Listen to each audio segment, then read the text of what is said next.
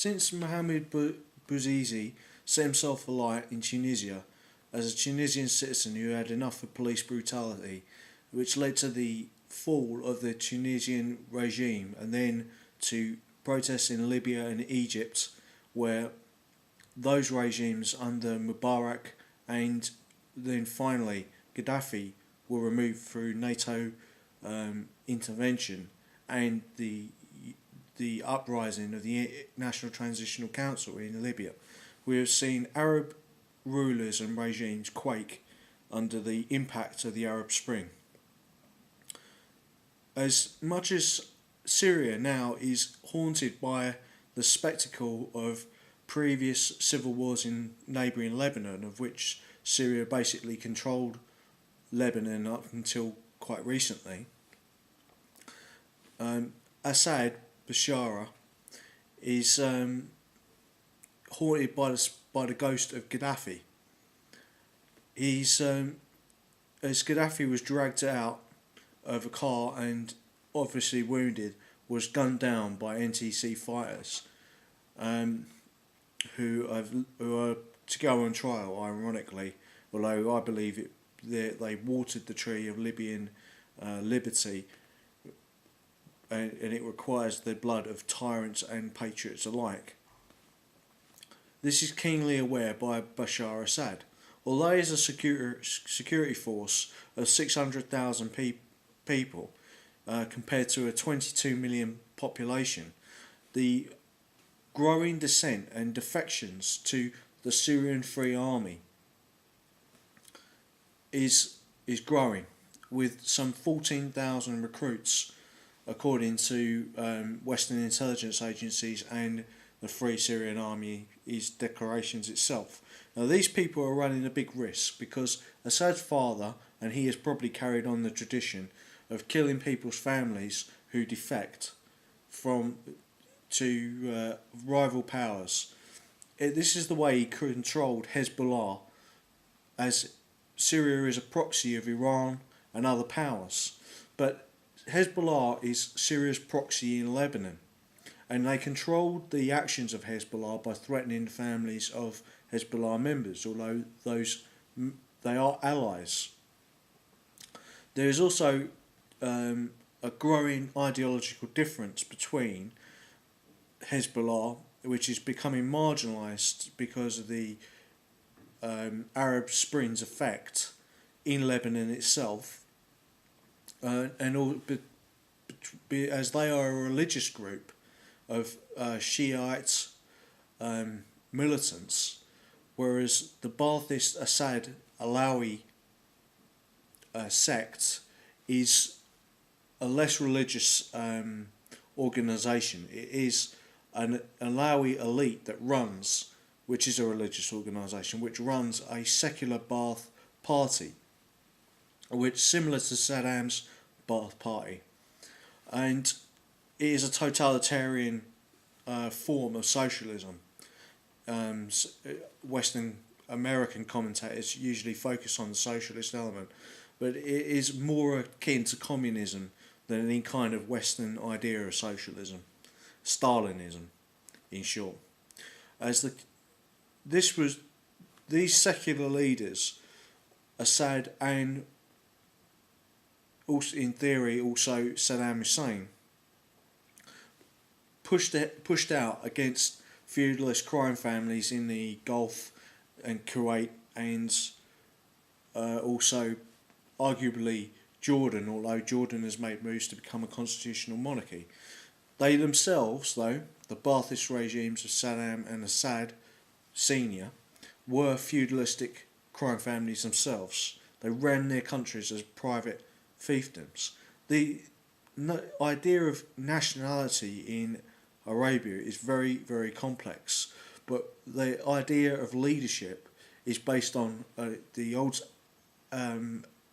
Arab and later Italian saying of mafias with flags.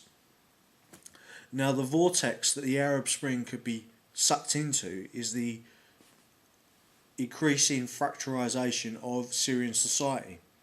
The Arab Spring was something about Arab national identity rather than pan-Arab nationalism. But in Syria, and the idea of pan-Arabism was invented by an Englishman, Lawrence of Arabia. He's drawing on, of course, historical aspects of Arab greatness during the Middle Ages, which pushed back the Assassinid Empire of Persia. And that's relevant because I will get to that in a second. Now, the linguistic and ethnicity of the Arabs has been mixed over the centuries. As Lawrence of Arabia wanted, Damascus was supposed to be the capital of all Arab states, but as the power of Saudi Arabia has risen from the 1920s to the present day, with the discovery of oil and the alliance between the Saudi family, the Bin Laden family, and Churchill and Roosevelt, and the Western crime families, the ability of the Syrians to maintain hegemony over Lebanon has decreased. So they looked for other partners. They looked for partners in the Iranian regime, and that led to interest from the Russians and the Soviets before them to have investments in Iran and Syria, because of course before the rise of Shiite fundamentalism in Iran and the removal of Mossadegh by the CIA BP in earlier part of the mid 20th century post-war, Russia and Britain were the major powers in Iran. They had influence over Iran. That's why the conference was held during the Second World War there between Churchill and Stalin and Roosevelt. This long-term investment and the structure of Syrian Ba'athist methods of control, as well as in Iran, all have deep roots, as the King of Jordan said in his statement to the BBC. He said that Bashar Assad should step down, but that may not change the whole situation. Whoever is in charge of Syria has major problems because there are Christians, Druze, Alawites, Kurds, and all these minority groups will arm themselves and attempt to challenge the mainstream Arab Shiite or Sunni culture.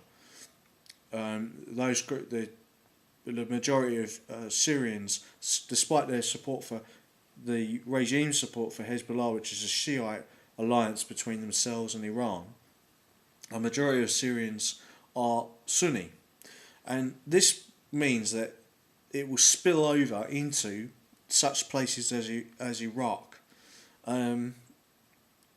because of the Anbar province of Iraq has attempted to get more autonomy from Maliki and the clerics, the Shiite clerics who are supported by Iran in Iraq. So there are wider implications, and this is why I've called Syria a vortex. It's the vortex that Bashar Assad could use to involve so many different powers. And let us not forget that if the flawed personality of Benjamin Netanyahu, who during an election year it is unwise for an American president, considering the large amount of evangelical Zionists and Israeli money that is behind the Congress people in America. It is unwise for Obama to challenge Netanyahu, even if he does do a nuclear strike against Iran. But if it wasn't complicated enough, there is $15 billion worth of investment by Russia into Syria, and they have a naval base there. Now, if Syria is attacked, if Iran is attacked by Israel, this could become a very bloody and unpleasant war, because although the Israelis don't have the ability to maintain strong air superiority over Iran.